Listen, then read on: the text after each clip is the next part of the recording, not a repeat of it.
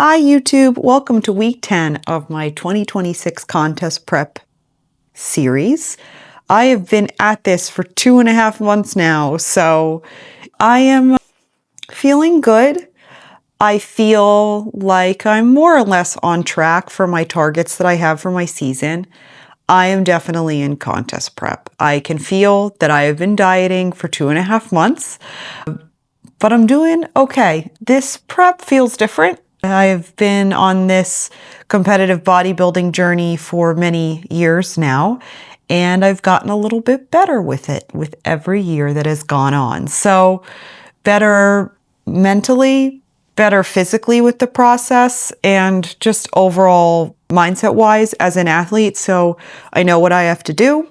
I am fine with it. Not saying it's easy, but just acknowledging that this has been a journey and it hasn't always been like this, and it's going to get harder. I'm going to be in contest prep for a few more months at least. So I'm just rolling with the punches every day. My life is pretty repetitive, which is normal for a bodybuilder and also me as a person because I'm a very habitual individual. So it's hard to think of new things to talk about every single week.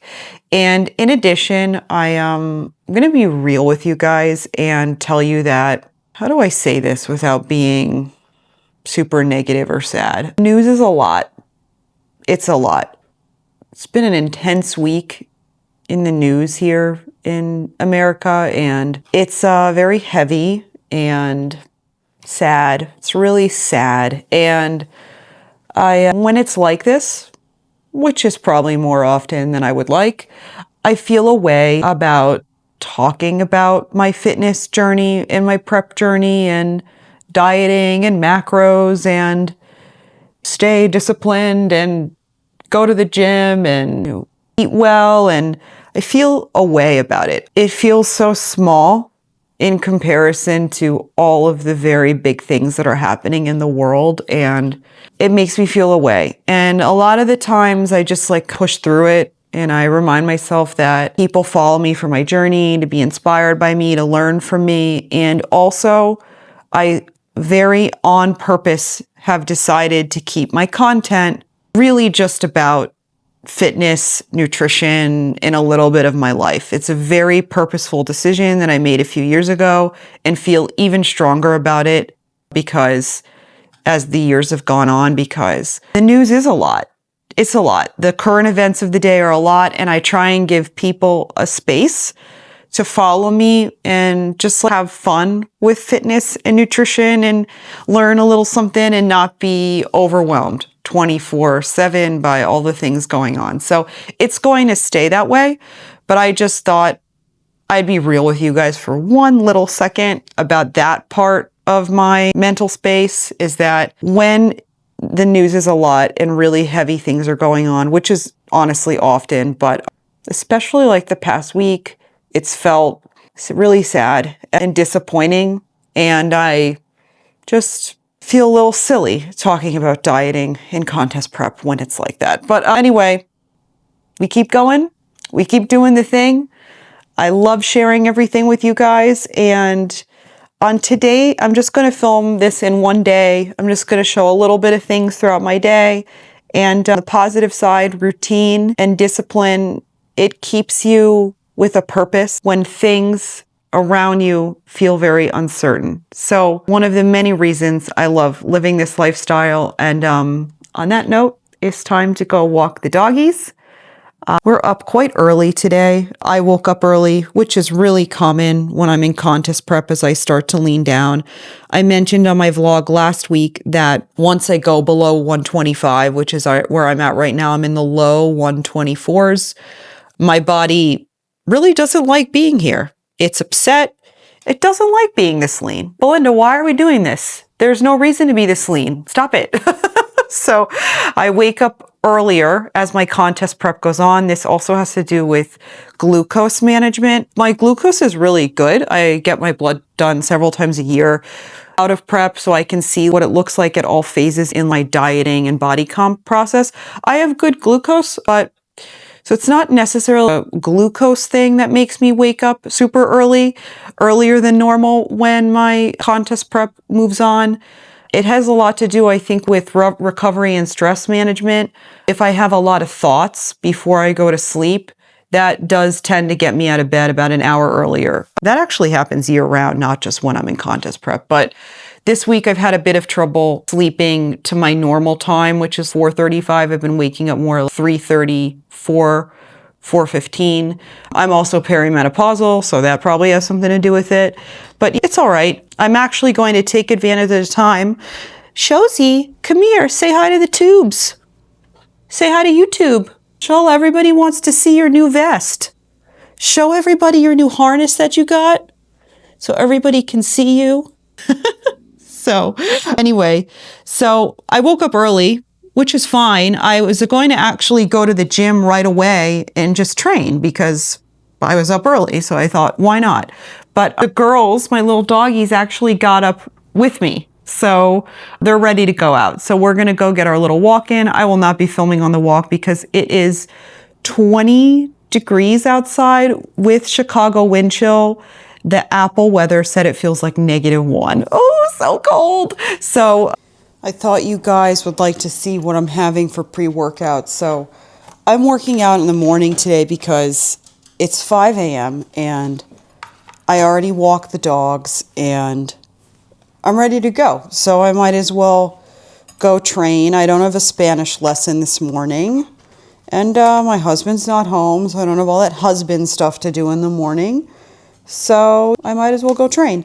So I'm doing half of a regular everything bagel because I have everything bagels in the house.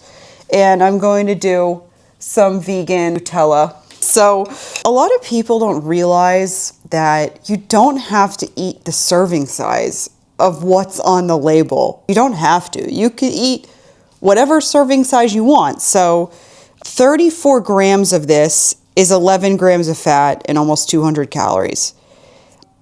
I've been doing occasionally just 15 grams, enough to coat the bread, and that's it. It doesn't have to be the thickest ever, spread ever. This is 12. Let me give myself just a little bit more, and then I'm going to lick the knife. So this is 13 grams, licking the knife will be 14. So a lot of people don't realize that you don't have to eat the full serving size of anything. So if you're thinking about your nutrition and you really want to have a sweet treat or you need one at night, you could simply just leave the wiggle room in what you eat in the day to make room for whatever at night.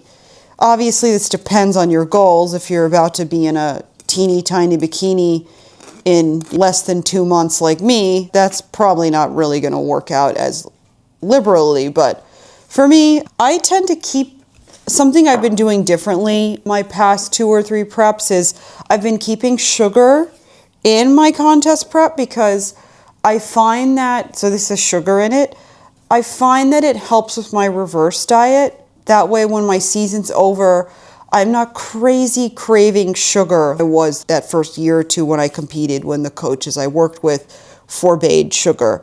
Different now that I self-coach, I can do what I want.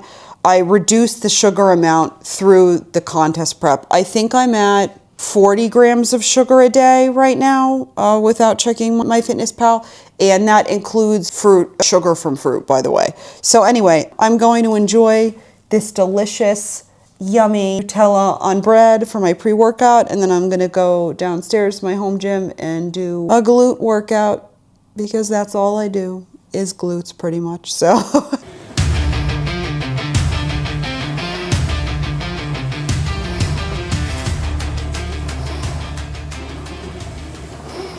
So I want to show you guys what I do for rowing.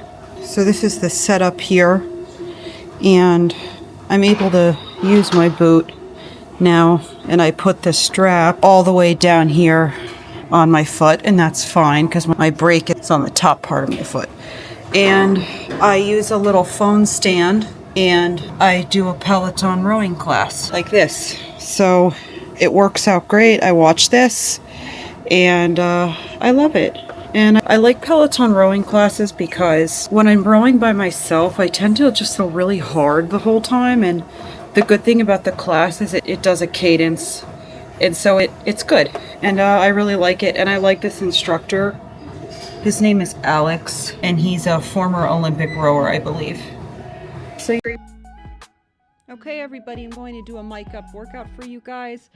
So this is a cable abduction, but I am leaning forward. So this is an exaggerated leaning forward.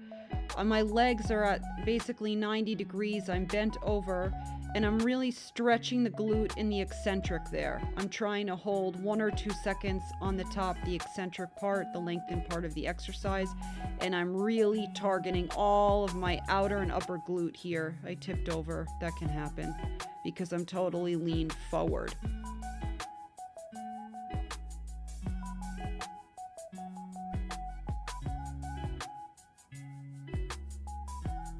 Now this is an outer glute kickback, and you'll see where my feet start.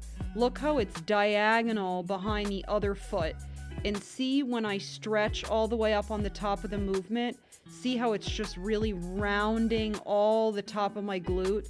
This is more of for a upper outer glute part of a kickback instead of just projection of the glute to the back.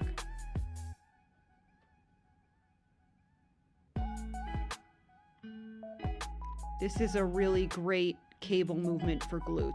So much more engagement than just a simple kickback. This is thinking about your glutes on the next level of a regular kickback.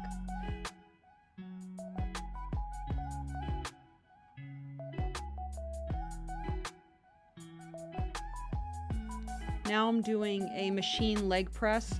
I have my feet in the sumo stance. So I have my feet positioned in such a way that this is really targeting my glutes and my hamstrings. My feet are very wide.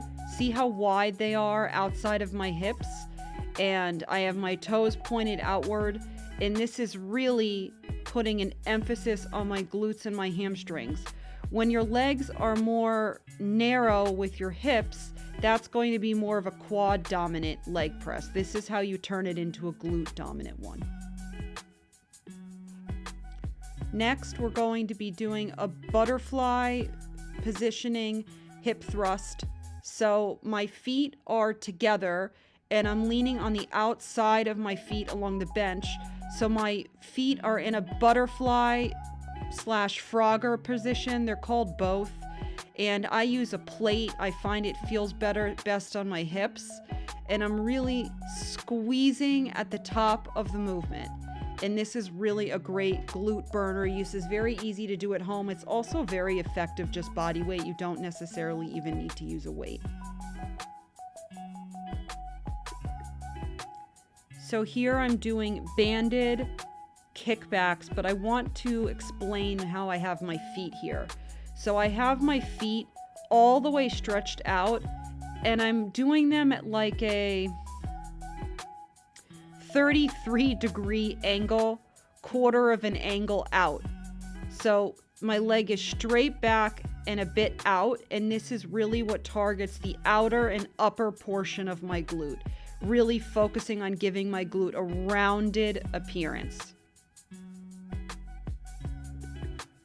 Okay, what are you looking at here? I'm not taking a nap. I am doing stomach vacuums. So see how I so see how my stomach's pushed out in air there?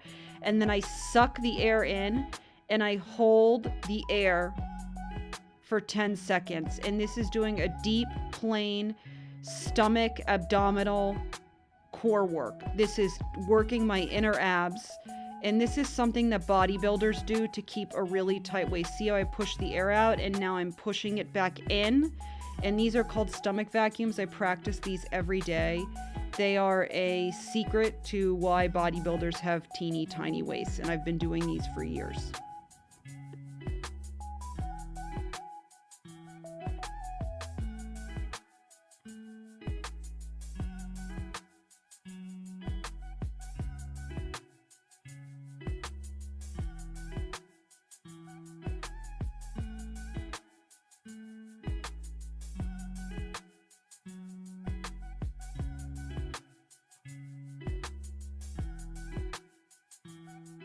Hi everybody. All right, let's get this breakfast going. I thought I would chat with you all while I put my breakfast together. So I have been loving those vegan egg white frittatas that I put on my YouTube last week and on my Instagram. I've already made the egg white cups several times because I'm eating 6 a day. So what I've been doing is so how I do my breakfast is I put a bunch of baby spinach down, and then I heated these up already, and I've got 3 here. So this is what it's looking like so far. So I've been having 6 egg white cups a day, not today because I have to make more, but I've made them several times already. And what I found has been working really well for me is when I have my first coffee, when I'm really busy in the morning, I eat 3. I just cut it up and I eat it as I'm moving around the kitchen and doing chores and feeding the family for the morning. And then maybe 2 hours later or so, when I'm sitting down and starting work, I have my full breakfast and I make it like how I'm making it now. So do the spinach, I've got the 3 egg white cups. I also have my other half of my bagel from this morning. I measure out the vegan butter I'm going to use. So I use this light, can't believe it's not butter. This is vegetable oil. I know it's not the healthiest thing on planet Earth, but to be honest with you, I don't really care. So it fits my macros and I eat so healthy that I do the best I can, guys. All right, so I'm gonna put about 10 grams of vegan butter on here. Wow, that is exactly 10 grams. All right, so I do that, spread it around. What else can I tell you guys? So the other thing I put with this is a yummy hash brown. So I cook that in the air fryer. And then I eat this with lots of salt, several cranks of salt and pepper and hot sauce. Love, this is the yummiest breakfast ever. I have truly been enjoying this breakfast. Let me show you guys what it looks like. It is so yummy. So been eating this every morning. So yummy. I just love it. So I also have a new thing that I found, and I put this on my Instagram stories the other day. Silk Creamer is making a 0 sugar one. So this is 0 sugar, and this flavor is vanilla, cinnamon, and I think it's pretty good. It has stevia in it, so you can taste the stevia. I don't mind it. Yes, I can tell that I'm drinking stevia, but it's okay. I like it. So I'm still using my regular creamer too. What I've been doing is 1 coffee regular creamer and 1 with the 0 sugar one. All right, so my breakfast is ready to go. So what else can I update you guys with? My workout. So my training is really simple.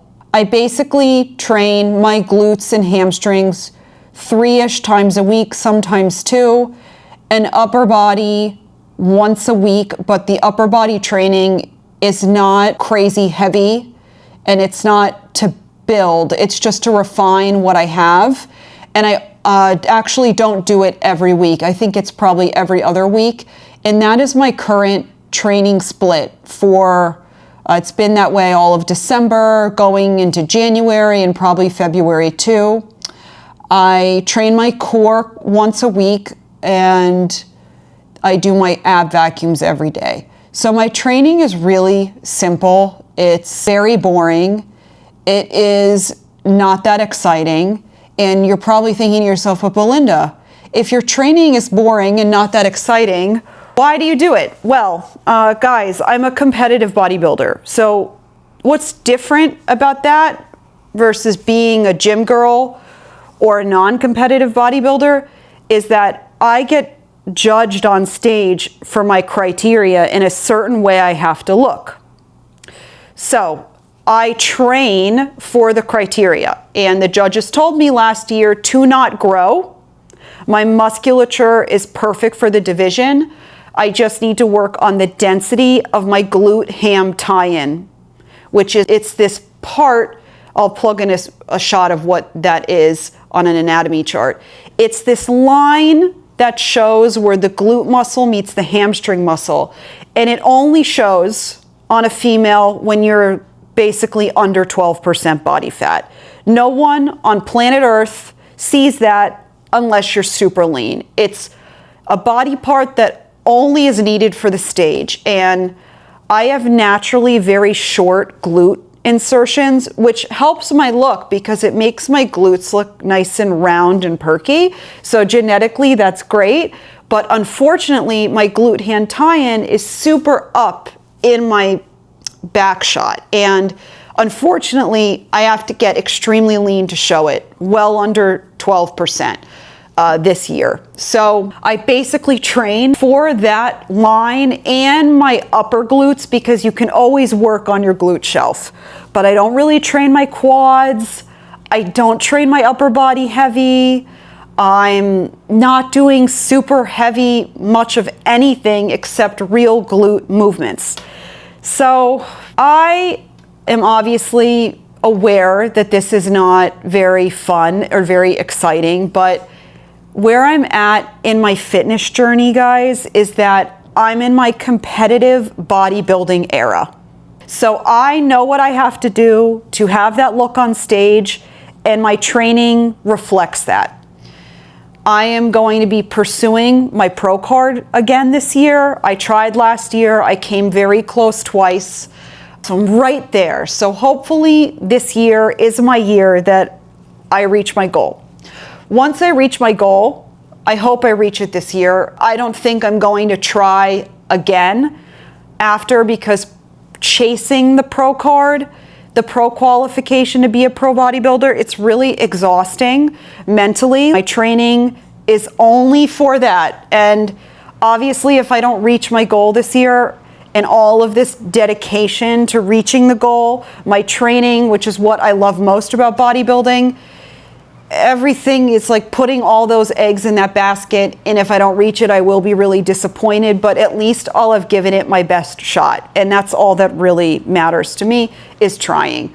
So this is my competitive bodybuilding, chasing the pro card era. If I get a pro card, I do want to do a professional debut. I do want to step on a bodybuilding stage as a pro, is my goal this year. And then if I don't reach my goal, I'm going to reevaluate what I want to do moving forward. But I do know that when my competitive bodybuilding chapter is over, whenever that's going to be, either at the end of this year or in the near future, because you don't bodybuild forever, competitive bodybuild forever, because it is really taxing on your body, and it's taxing on your life and the sacrifices you make for it, and financially, because it's not a cheap hobby to have. When I am done competitive bodybuilding, when that chapter is over, I'm really excited to train. I want to train like a real gym rat again. How I've been training the past 9 years, it's only the past year that my training has gotten easier, quote unquote. But I can't wait to go back to training hard, heavy, and building muscle. I'm so excited to build muscle. I can't wait to enter that chapter for myself. And that's going to require eating more, not being as lean, and I am ready for it. I only had a few months off season in 2025 because I know I needed to get back into prep and being strict with my food and my body fat percentage to reach my goal of being a professional this year. That's what I had to do. But when this chapter is over, I will be eating a lot, training hard, and really continuing to build my physique. I am so excited. I want bigger legs, bigger glutes. I'm pretty happy with the way my upper body looks, to be honest with you, but I would love to continue to work on my dramatic hourglass back because I really have built that up over the years, and I'm looking forward to building it maybe even a bit more. I can only do that when I'm no longer competitive bodybuilding and training to look for a certain criteria on stage. So I thought you guys would be curious about what's next for me after this chapter ends. And how I also I did a triathlon in 2024, and I love triathlon. I love it. I love swimming. I don't love running, but I'll do it, and I love biking. So I'm really looking forward to entering that chapter in the future as well. I'm not quite sure when I'm going to do that, because I do think I need to give my brain, my life, my husband, my wallet a break from being competitive for a while, because all of these little hobbies, competitive bodybuilding, triathlete, if you do CrossFit or high rocks or powerlifting meets, these are all expenses. They're not free. So I do need to give myself a bit of a break. And at some point in the future, I also would love to be a triathlete and do it more often. But anyway, I'm going to wrap it up here, because YouTube says that the best videos do between 15 and 24 minutes. So hopefully this was under 24 minutes. I'm trying.